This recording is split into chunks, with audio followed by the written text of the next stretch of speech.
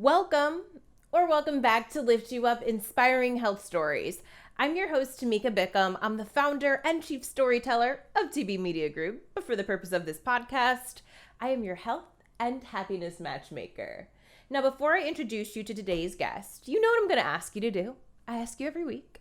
Hit subscribe on YouTube and turn on notifications and connect with me on LinkedIn. I'd love to stay connected with you. Now we're kicking off December, a few days into the month already, and it's National Impaired Driving Prevention Month, which is something important that we talk about. And the perfect person to share her story, she's been doing it for years, and now she's the chair of a national nonprofit, Mothers Against Drunk Driving, Heather Geronemus. She's sharing her story and an important message as we head into the holiday season. Our physical, mental, and emotional health is not just a want, it is a need for happy lives and prosperous businesses. Lift You Up is the podcast where we share inspiring health stories from business owners who are fulfilling their purpose to live their healthiest lives and helping you do the same. From former TV reporter to marketing entrepreneur and content creator, I care about sharing stories that matter and stories that connect us. I'm your host, Tamika Bickham, your health and wellness matchmaker. Well, today I am so excited to be joined by a woman I met probably 7 years ago now, when I was in a totally different role. She's in a similar but elevated role and just trailblazing through the community. Heather Geronemus, I'm so excited to see you again. I am so excited to see you too. Even virtually, it's just always a delight to see you and learn from you. I'm very excited to be a part of this new venture of yours. Oh, thank you so much. So I'm over here going through the bio, and you have a lot of credentials. So I'll let you tell everybody who you are and what you do.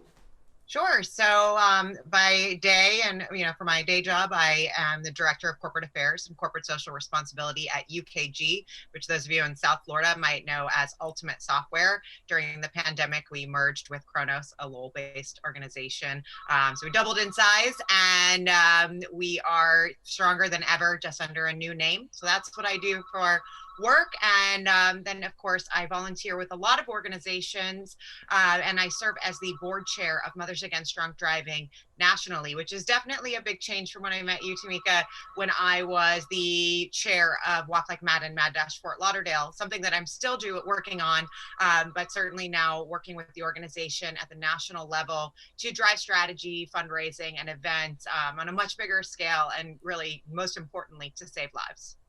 That's amazing. So how long have you been in the chair nationally? So I am in my first year as chair, and it's my 5th year on the National Board of Directors, and I'll serve another 14 months as chair, and then go off into board retirement. Wow, congratulations on all of that and just being a leader locally and now nationally. So I want to, dive into the work that you're doing there, but obviously talk about you and your story, because you do have, an impactful story as far as how you got to where you are and how you first of all got involved with MAD. Absolutely. It's really hard to believe, but it's almost 12 years since my first involvement with MAD happened. And maybe not my first involvement. Everyone knows MAD from our amazing school programs preventing drunk driving. But I kind of thought that high school interaction might have been my last. And very unfortunately, it wasn't, because my father was killed by a drunk driver in January of 2009. He was crossing the street on Brickell, and he was like 3 steps off of the sidewalk when he was struck and killed by a drunk driver that blew a red light and threw my father 75 feet, and he died in the middle of a very busy street that many of us know if you're local to Miami. That night was the beginning of the most terrible time in my life. And, what I didn't know then about Mothers Against Drunk Driving is that Mothers Against Drunk Driving supports victims 24/7, 365 days a year, with the support that you really, really don't know that you need until you're on this side of the issue. There's a whole host of things that come with a death or a injury because of a violent crime, like crimes Crime Victims Assistance Fund and having to go to court and things that you don't normally experience when you have a death in the family, whether sudden or expected. So, Mothers Against Drunk Driving was there to help me when really nobody else could, because nobody I knew had ever experienced something like this before. So I had a victim advocate whose name was Nancy, and she helped me with a lot of things. Just that first conversation was one thing, but also, going to court, seeing the person who killed my father, helping me give my victim testimonial to the judge when that person was in the room, preparing for media interviews when I walked out of the courtroom and there were all these cameras there, all sorts of things that you are really just not the sort of thing that you want to be dealing with when you've lost your father. Nancy's time with me would have been complete for Mad and for her had that been the end. Had she done all of that stuff for me and we never saw each other again, or we, saw each other once a year at a remembrance vigil. But I really, once I don't want to say recovered, but once I got to a better place with everything, I was struck by the fact that this organization was out there helping people with no expectation of anything in return.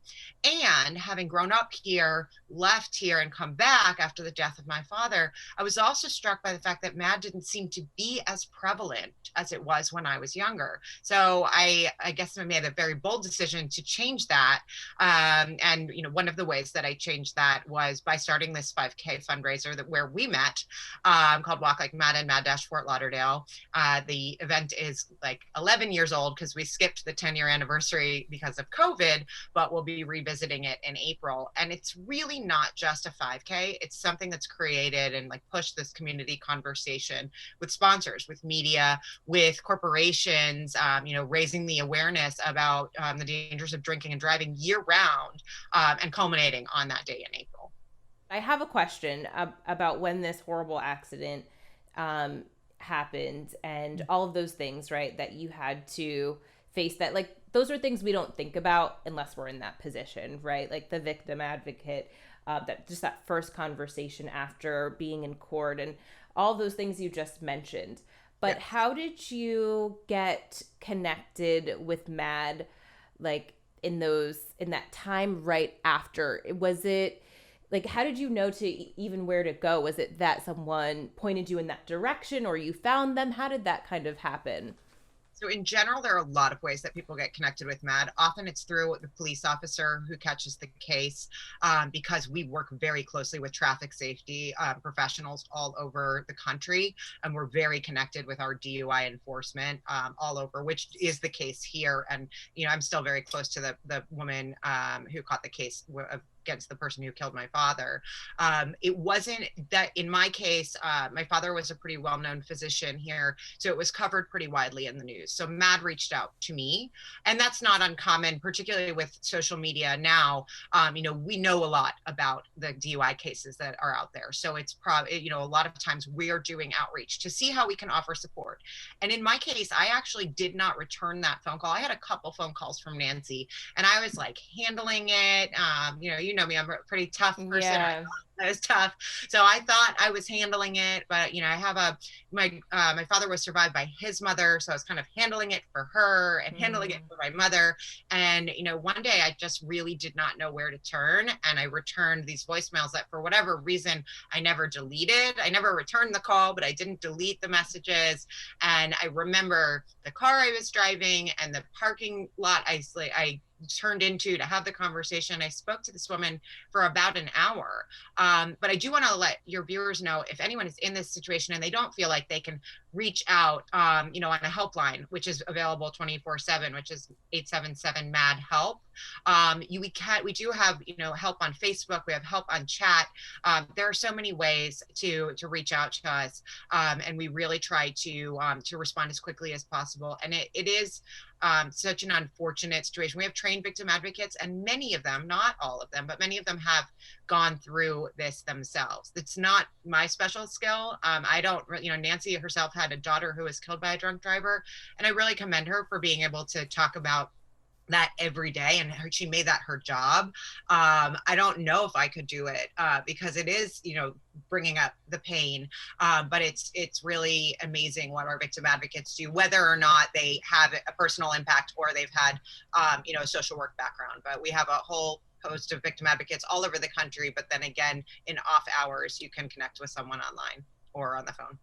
And I could realize, the importance of having that, because having been on the other side, and it's even difficult for me to talk about at times because I know like media gets a bad rap a lot of times, but and I will preface this by saying the reason that I reached out, I'm so glad we get to talk, is because December is National Impaired Driving Prevention Month. And I actually remember, I want to say it was 2013 on Christmas Eve, doing a drunk driving accident with two young men. I think they were either in their late teens or early 20s who were killed.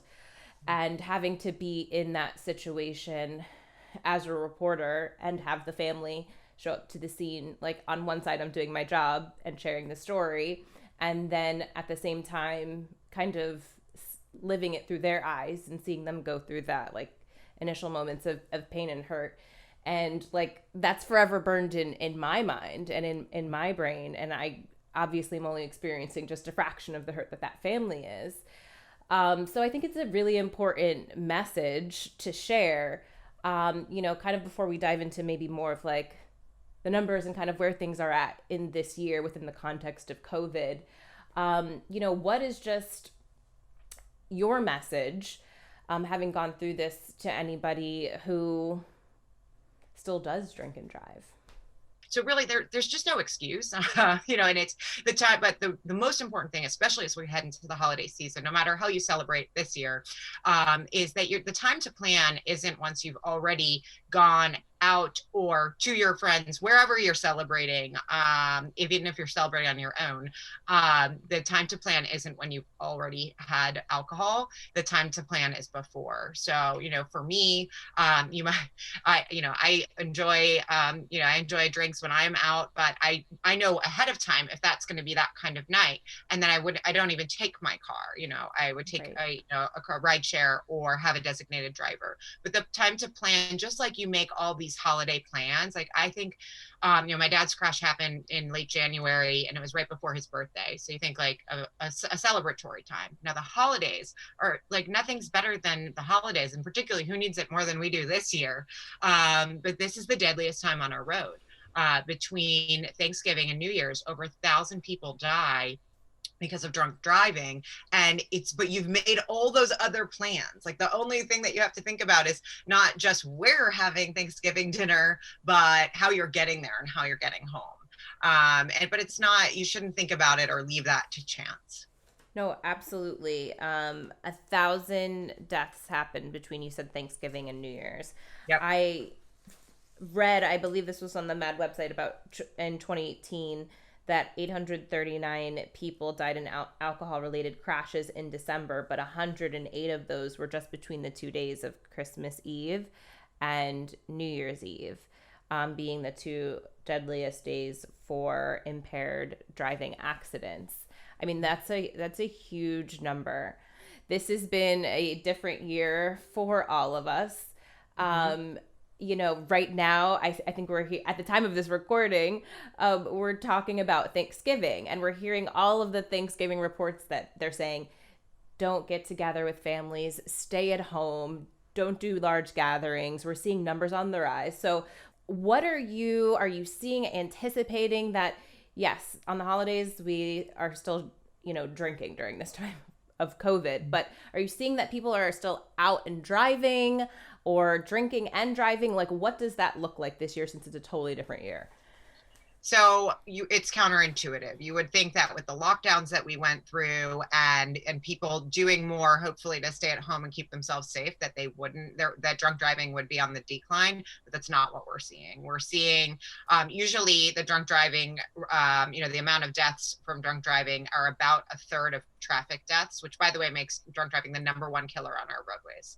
Out of all of the things that could happen on the road, drunk driving is consistently a third. And literally with better decision making, we could knock that out. We could take away those 10,000 plus deaths a year.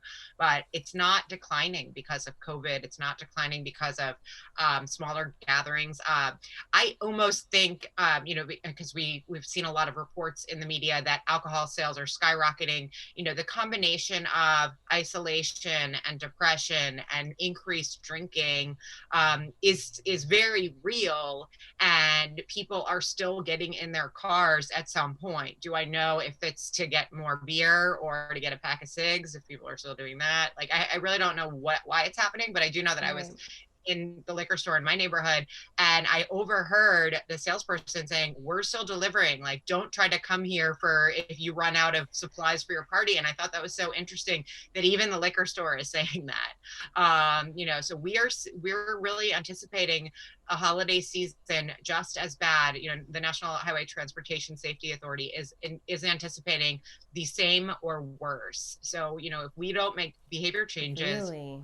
or smarter planning, as we were talking about before, we'll see another 1,000 or more deaths in this country from drunk driving. And I mean, there's just so much bad with COVID, and so many unnecessary deaths already this year, that it's just that, I hope that people that hear this or see this will just think about it. Something stands out in my mind. I remember years ago I was watching like an Oprah interview, and she had a guest on, I think whose family member was killed by a drunk driver, and she said something to the effect of like, when it comes to drunk driving, like, we want it, people want to do it. So it was an interesting, and like, I'm not quoting it properly, but that something along the lines of people want that convenience, like, of still wanting to have their drinks and go home, or and this is probably before the days of ride sharing. But I guess my question is just, with such high numbers, what did you say, 10,000 deaths per year? I mean, why is it still happening when it's 100% preventable? There's some amount of ignorance that will not be fixed by and any amount of conversations that I have like this one that are public. I don't think that I can. I know it's 100% preventable, but there are people with chronic alcoholism. There are people that aren't going to hear the message, but there is just a certain amount of, we've always done it this way, it's just 2 glasses of wine, it's there's a certain amount it'll of, like, never happen to me. It'll never happen to me. I never thought it would happen to me. It was my dad. The only way I could be closer is if it was actually me. I really never thought I would cross paths with drunk driving again after I saw the MAD presentation in high school. So, but the statistics are very real. I mean, 1 in 3 people will be impacted by a drunk driver. So we have over 300,000 folks in this country are injured. So, we talk about the deaths, but then there's another 300,000 people that are injured each year. And that could be anywhere, along the spectrum of injury. I met a young woman who's 23 years old who was on a jet ski, and she was struck by a drunk boater. And that was when she was a teenager. So she lives the rest of her life. Surgeries on her birthday. She just had a surgery because she always has to have surgeries. She's lost one of her limbs, and it will change her life forever. So whether it's a death or a crash, it's going to change your life forever. Like, the generation that's in school right now really gets the drunk driving message. But what we're being asked to talk about more and more is drugs. So there's still this very strange idea that people drive better when they're high, which is absolutely incorrect. It's a myth that has somehow perpetuated. And that's what a lot of high schools want us to talk about. And I always say that at the very base level, we're not drinking alcohol or doing whatever else we're doing. So legal prescription drugs, marijuana where it's legal. You're not doing that to stay the same. You're doing it to heighten your awareness, to dull your pain, to do something to change your brain. Right. So if you're changing your brain, it's pretty likely that you shouldn't be operating a motor vehicle. So in our community in South Florida, we have a big problem with pills, because people will take prescription drugs, have some drinks, and then get in their car. So then you're just stacking issues. And I don't think it's malicious. I think it's just this awareness piece where, and it'll never happen to me, because there is this interesting stat that I never really understood, but the more I get into the world of drunk driving, the more it makes sense. People have gotten away with it. Like, so the average drunk driver has driven drunk 80 times before they get caught. So the idea, so if you get home from the bar once or 10 times or 80 times, that mentality that you talked about, it will never happen to me, is, I mean, it won't happen to you. You've gotten away with it so many times. Most of the time, it's not happening on the first time that somebody is drinking and driving. Exactly. And, you know, a lot of these crashes happen close to the home. So it's the I can make it home mentality. But as a person who's suffered the ultimate consequence of it, I can say it's just easier not to, just to take that out of the equation. Why even have the car? Right. It's that close to the home, take a $5 Uber, a $10 Uber. Exactly. Yeah. Anything else people should do or be aware of other than just, making a plan, which is obviously important? Like when you're making your plan with your friends, your family, whatever it is you're going to do, make your transportation plan. Anything else that people should be aware of? Well, I think certainly what I just alluded to with the smoking pot and driving, it's more and more legal, or more and more people have medical licenses, and I make no judgments. However, we have seen a recent NHTSA study showed that there's more and more cases of drunk driving that combine both alcohol and marijuana, or more impaired drivers are being taken off the road that are testing positive for THC. And the science isn't exact, like it is like we know 0.08, you're drunk. With THC, it comes and goes in your system, and it's just a risky game to play. So it just doesn't seem worth it. Like I always think, I have a dog, I don't have kids, so I always think about that like who are you leaving behind? So if you don't do it for yourself, is it your mom or your grandma or your dog or your friends, that you could be endangering your life or maybe theirs. So hopefully, particularly around the holidays and in this year where we've already lost so much, really just thinking ahead and planning is so important. And I think just in general, in general for talking about health and happiness, I mean, you just have to think about like the full circle, not just the like quick hit of I'm gonna have a couple drinks and I'm gonna and I'm gonna chance it. Like it's just so not worth it. Yeah, absolutely. So I want to know a little bit more about your work with MAD here, in Fort Lauderdale, but also nationally. We've been talking about COVID has obviously changed things with in-person events. Is there anything you guys have upcoming in 2021 that we can look forward to? Absolutely. So for now, we're doing almost everything virtually, of course. We just had a really successful town hall for MAD, and we're going to be doing a candlelight vigil online. But, in 2021, we will be coming back with it's still the 10th anniversary, because we didn't have the 10th one last year, the 10th annual Walk Like MAD and Mad Dash Fort Lauderdale, which is really, obviously a big milestone for the organization. We've raised over $2.5 million in this community with that event. That's awesome. And it's really just a huge milestone for the community, and the awareness that it's raised, and the conversations that it started with you, with police, with the community, with community members, and with all of our partners. So we'll be celebrating that on the last Sunday of April 25th, 2021. Hopefully completely in person, but if not, a hybrid of virtual and in person. We're watching all of the events that are unfolding. We know our partners at the Dolphins Cancer Challenge are going to have a hybrid event, so we're gonna take their best practices and apply it for Mothers Against Drunk Driving. Our victim impact panels, which are they're court ordered. If a person is a drunk driving offender, they have to see a victim impact panel as part of their probation, and it is a big revenue generator for MAD. But what's the most important part of that is that people are hearing stories like mine and understanding that there are real consequences. If they're in that room, the room when it's in person, if they're in that room, it's a first offense and they probably didn't do jail time, but they need to know why not to do it again. So those are happening online now, and hopefully again in person.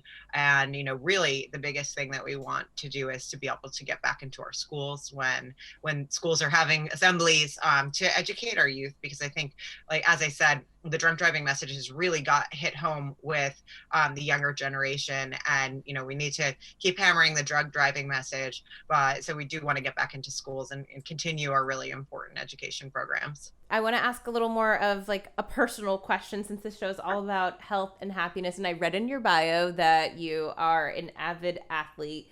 So just, in general, what does, within the context of this crazy year, I think all of us are taking a step back, if we didn't before, and kind of looking at our health and the importance of staying healthy. But what does really health mean to you, and how does it play a role in your life? That's a great question. So as a younger person, I was a ballet dancer, so I've always been extremely active. And in the last 20 years since I retired from ballet due to an injury, I've always filled that void with really a lot of in-person classes. Like, I love classes, so going off to the spin studio or the Pilates studio or the Legree studio. And I really, when we went into lockdown, and what was interesting is when all of that happened, I was on a crazy whirlwind of trips and meetings, work things, and all of a sudden, like, everything stopped.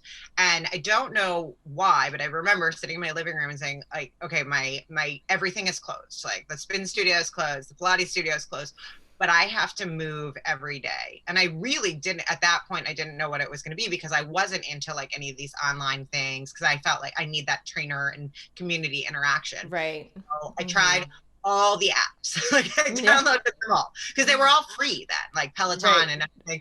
Which one was your favorite when we had access to them all? Yeah, so my favorite, and I'm totally committed to this today still, is called Obey Fitness. It's amazing, and it's very affordable. It has a huge variety of classes. And if you make your living room your gym, like, you have to do it, because you just feel bad, right? So I have, and I keep it on my calendar every day. Also, just getting out and walking. I think, I don't, as I mentioned, I don't have kids, but I a lot of my my team at work have really, like, almost reconnected with their families, because we're cooking together and we're spending more time together. So for me, I've always lived very healthy, but I was also so on the go that I wasn't prioritizing as much of my health as I thought. So, now through this last 6 months or more, right? Get up every day, move, started intermittent fasting, like, whatever works for you. It's not my platform or my diet. It's just really prioritizing some time for yourself, because I sit in front of this computer for hours and hours on end. So even if it's just getting out and taking a little walk and giving your eyes a break, I'm not tone deaf to the fact that there's so much bad in this world, but there have been some positive things that have come out of taking time to slow down, and having the gratitude. And I think that's really important as we go into the holiday season, and even just doing a little more, for other people. When I think about, how fortunate I am, we were talking about this, to be able to live and work in my home that's, lovely, and not have to be susceptible and go out and go to work in a place where I could potentially expose myself. It makes me go online and donate a few more meals, adopt a few more kids for the holidays. So I think really just finding that gratitude for what you do have, and maybe doing a little something more to help other people during this time is a good key. Absolutely. I think that's kind of like the theme of even my conversation with you, is just out of every negative, and there are some really heavy things that happen in life that I feel like you are someone who's been able to turn those into positives and give back. Thank you. I do. I talk a lot about turning your passion into purpose. And it's not a Heather Geronemus thing, right? Like, people have terrible things that happen to them, people that have family members with cancer or, anything. And I come into contact because, part of my responsibility at UKG is to help us fund all the nonprofits that we fund. I come in contact with so many remarkable people, but I think that the thing to think about is, like, when you're going through that hard time, to figure out maybe how you could help someone else, get past it when you're ready. And it is really powerful. I think that's been the biggest part of helping me heal, which is, a day-to-day thing. Sometimes it's harder and sometimes it's okay. But working towards a future of no more victims of drunk driving has been really positive, as opposed to where I was when I first talked to Nancy, where I just had no real direction or I couldn't figure out like what the next step was. Would you say you are healed, or is that never really complete? I think I'm in a great place. But I think thankfully I still have my mom. I think anyone that loses a parent you're never going to fill that void. And then some days when I introduce myself, or when I say my father, Dr. Robert Geronemus, was killed by a drunk driver, I just start crying. And some days I can say it like I did today because it's a fact and it happened. So I think I'm okay. But every single person that I come into contact with, every single person that tells me that they made a better decision because they heard me speak on a podcast or a media interview, or they came to Walk Like Mad, or the kids, oh my God, the kids that come to Walk Like Mad, that I've seen grow up. I mean, you think about somebody that was a baby when I started this thing, they're 10, knowing that those children, that the children of my friends will be leaders when it comes to telling their friends not to drink and drive, it fills my cup. So absolutely, you've turned, you have so many, it's these like multiple purposes, but you've really just turned what was a negative situation into helping and giving back, and a beautiful purpose. So I'm excited to see what's next, as you are chair of the board of directors for the National Mothers Against Drunk Driving. So tell everyone how they can learn more. Maybe they want to support or give or just connect on social. Tell everyone how they can find you. Absolutely. So for all the resources that MAD offers that I mentioned, you can visit www.mad.org. We actually just put our site live for Walk Like Mad and Mad-Fort Lauderdale 2021. So you can visit walklikeMad.org/Fort Lauderdale. You can find us on social media. We're on Facebook, Walk Like Mad and Mad-Fort Lauderdale. You can find me. I'm at Geronemus on every social media platform. So if you want to be completely bombarded with ways to support the community and pictures of my dog, feel free to follow me. And she gets back right away. I tell you, this woman is on it. Thank you. Well, it was such an honor for you to reach out. It's, particularly these conversations, it's nice to know that they resonate. So you and I met a long time, a while ago, and for you to say you were looking for someone to talk about this issue, and I was the first person who came to mind, it was a big honor for me. Oh, well, thank you. This has been a great conversation, and hopefully, this message resonates with at least one person and maybe helps save one person from making the wrong decision this holiday season. Absolutely. Thank you. Thank you. I just love Heather's energy. It's incredible to know that we actually met at the 5K in Fort Lauderdale for Mothers Against Drunk Driving 7 years ago now. It's great to reconnect with her. The message is just as important today as it was 7 years ago, 10 years before that, and so on. So remember, this holiday season, it's simple. Don't drink and drive. We've had enough unnecessary loss this year. We don't want that to continue. So everyone stay safe during the holidays. Also find Heather's information below. She's great. Learn more about her company, and of course, Mothers Against Drunk Driving. And if you're here in South Florida, you can get involved for a socially distant, safe event that's coming up to celebrate 10 years of their 5K in April. So all of that is linked below in the show notes. And make sure you connect with me as well. I'm on LinkedIn. I'm on all the places, but I'd love to connect with you on LinkedIn. Hit subscribe on YouTube so you get notifications about this show each and every week. And I will see you back next week. But until then, stay happy, stay healthy.